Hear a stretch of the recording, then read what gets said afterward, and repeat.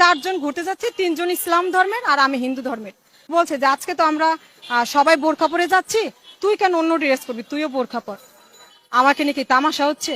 আমার ধর্ম নিয়ে কি তামাশা হচ্ছে? আর যেটা আমি কন্টিনিউসলি যেটা শুনে আসছি, গরুর আমি পূজা করি, ওই জিনিসটা আমাকে কন্টিনিউসলি বলে আসে, খাস না কেন, খেয়ে দেখ না, অনেক টেস্ট। 2021 থেকে আজকে 2024, এই মধ্যে আমি যা শিকার হয়েছি, যেমন আমার হল হচ্ছে, যার পূর্ব নাম ছিল শেখ হাসিনা হল, বর্তমান নাম হচ্ছে মেবি জাহানারা ইমাম হল, এবং আমার কলেজ হচ্ছে হোম ইকোনমিক্স কলেজ, যেটা ঢাকা ইউনিভার্সিটির অ্যাফিলিয়েটেড। আর আমি বিএসসি থার্ড ইয়ারে পড়ি, ডিপার্টমেন্ট হচ্ছে ক্লদিং অ্যান্ড টেক্সটাইল।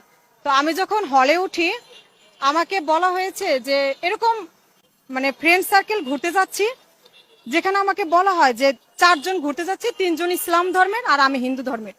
আমাকে ডিরেক্ট এই কথা বলা হয়েছে, এবং আমি নাম ধরে বলতে পারি, কিন্তু আমি চাচ্ছি না নাম আসুক। যে আমি চাই না যে মজার ছলে এই কথাটা আমাকে বলা হোক, কিন্তু আমি শুনেছি। আমাকে বলছে যে আজকে তো আমরা সবাই বোরখা পরে যাচ্ছি, তুই কেন অন্য ড্রেস করবি, তুইও বোরখা পর। আমাকে নিয়ে কি তামাশা হচ্ছে? আমার ধর্ম নিয়ে কি তামাশা হচ্ছে? আমার কাছে আমার এই আউটফিটে আমি ঠিক আছি, তাহলে আমার তো বোরখা পরার প্রয়োজন নেই, তাহলে কেন আমাকে বলা হয়েছে বোরখা পরতে হবে?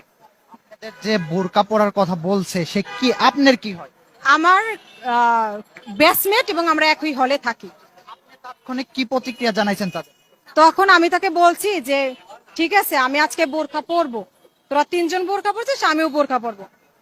আগামীকালকে আমি ঘুরতে যাব, এই চারজন, সেদিন আমি টপস পরবো, বা আমি থ্রি পিস পরবো, বা আমি শাড়ি পরবো, আমার সাথে তোরা তিনজন ওই ড্রেস করবি। শুনুন, আমি এইখানে কিন্তু বলছি না যে ইসলাম ধর্মের সবাইকে ইন্ডিকেট করি।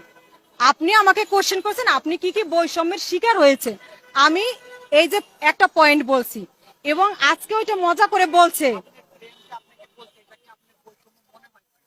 অ্যাবসলিউটলি বৈষম্য মনে হয়, এটা কোনো রঙ্গ তামাশার বিষয় না, এটা কোনো মজার বিষয় না, এটা আমার ডিরেক্ট আমার ধর্মকে আঘাত করা। তাই ধর্ম যেখানে আঘাত করে, ধর্মকে যেখানে আঘাত করে, সেটা আমার কখনোই মজা মনে হয় না।